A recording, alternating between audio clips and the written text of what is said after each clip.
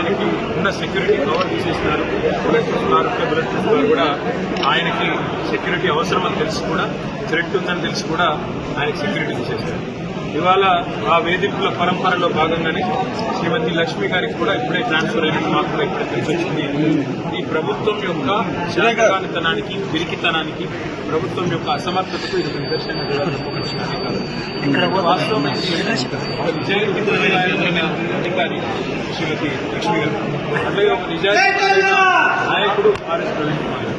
శాతనైతే వారు లేవనెత్తిన అంశాలలో సమాధానం చెప్పే ప్రయత్నం చేయండి, స్పష్టత ఇచ్చే ప్రయత్నం చేయండి. నిజంగానే మీరు నీతిమంతులైతే ముందుకొచ్చి పారదర్శకంగా పరిపాలన చేయండి. అంతేగాని ఈ రకంగా కక్ష సాధింపు వల్ల ఏమో సాధిస్తామనుకుంటే రేవంత్ రెడ్డి గారి అజ్ఞానం, మూర్ఖత్వం మాత్రమే అవుతుంది. ప్రభుత్వం వెంటనే తన తప్పు వెంటనే సవరించుకోవాలి.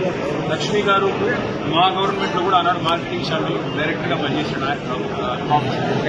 బహుజన్ సమాజ్ పార్టీలో మరి ఆర్ఎస్ ప్రవీణ్ ఆ రోజు అధ్యక్షుడిగా, రాష్ట్ర అధ్యక్షుడిగా ఉన్న లక్ష్మి గారిని ఎన్నడూ కూడా పొరపాట్లు కూడా వారికి ఇట్లాంటి చిన్న చిన్న ఇరిటేషన్లు పెట్టి ఇబ్బంది పెట్టే ప్రయత్నం ఎన్నడూ చేయలేదు. అంటే ప్రజాస్వామ్యంలో ఎవరి హక్కు వాళ్ళది, ఎవరి బాధ్యత వాళ్ళది. అయినా భర్త ఒక పని చేసినంత మాత్రాన భార్యని ఇబ్బంది పెట్టడం అంటే చిన్న దిగజారు రాజకీయ ప్రభుత్వం వెంటనే తన తప్పు సవరించుకోవాలి.